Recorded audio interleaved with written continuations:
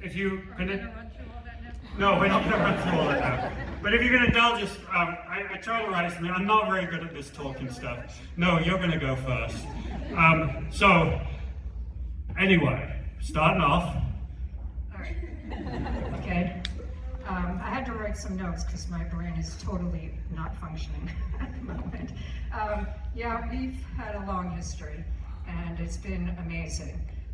Neither Tony and I were dancers. We were just people that wanted, oh, let me take swing dance class. And we met each other as beginners.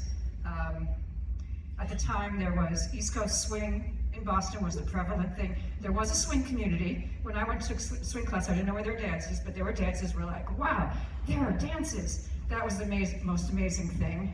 And for me, I discovered that, oh, there's a swing community. That's so cool. So that's how we met. And then if we skip a little ways through, we went to an event after about 2 years, and it was called Wild Week, and it was out at Port Townsend in Washington State. And it had a variety of things that were going to be taught there, including Lindy Hop and West Coast Swing. And at the time, we never, yeah, I wasn't going to mention that one. I was going to mention Lindy Hop and West Coast Swing, because we had never heard of those two things, because we were not aware of that happening, or just we never heard of it. We didn't know what they were. So we did these Lindy Hop classes, and it wasn't just us. Everybody in the class was like, this is amazing. This is the best thing ever. Let's do more, let's do more. And it really had that feeling to it. It was so exciting. And so we came home, and it was like, okay, we're gonna do our Lindy Hop. And we kind of lost it, because nobody on the social dance floor was doing Lindy Hop. So we were dancing with everybody. And we went back to the same event a year later, and we came back and said, okay, now we're just going to do Lindy Hop. And that's what we did. We went 3 moves. More than 3 moves. 5. I don't know how many moves we had. But anyway, so we were so excited about it. We were bringing in the one instructor to do workshops, and people came to the workshops.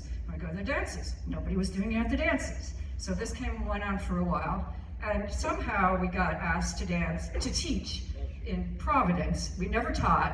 We had no aspiration to be teachers. And I said to Tony, let's do it. So we taught there.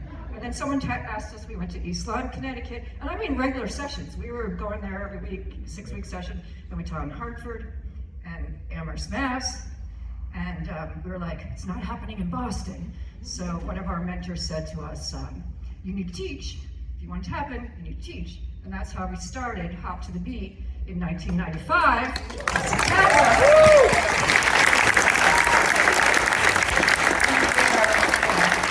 did our little Lindy Hop classes, and they were good. And then we did little practices, and then that turned into a monthly dance. And then at some point, we had our friends from Sweden. We had gone to Harang Dance Camp.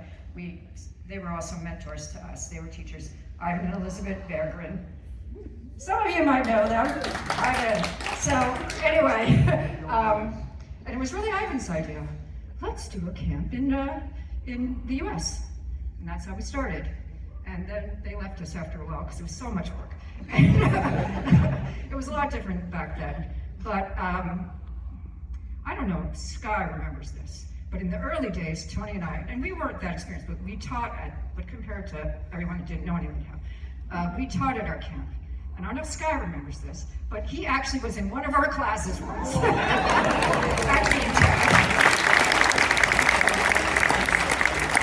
So anyway, we've had amazing opportunities throughout the years, and it kind of blows me away. And I'm just going to mention a couple because they really blow me away. We were not all that experienced, and we got to dance with Keith Lockhart and the Boston Pops on the 4th of July on the Hat Show. And it was on TV and my parents could watch it. And that was really cool. That was the scariest thing ever. And then we got invited to, with other people, to another couple. Well, they got invited. They brought us to do a tour with the Artie Shaw Orchestra. Not with Artie Shaw. We're not that old. And we went to Taiwan and Hong Kong, which was an incredible experience that I still am amazed. Do we actually do that? How did that happen? Photo on the wall. Yes, there was. Of me giving an autograph, yes. It was an amazing experience. But anyway, we've met so many people all over the world, and have had so many amazing opportunities. And I'm just really, sincerely, to this day, still many times think, how did I ever end up with my life being this? Really, because I did not come from a dancing family, by no means, and I'm still not sure they quite get what we do, and that it became, my life. And of course it helped a lot that Tony and I both had this passion for Lindy Hop and the culture and all that it comes with. And we still have that passion, which is why we still do the things that we do. We still want, our biggest thing was always, we want everybody to Lindy Hop because it's just an amazing thing to have in your life. And do I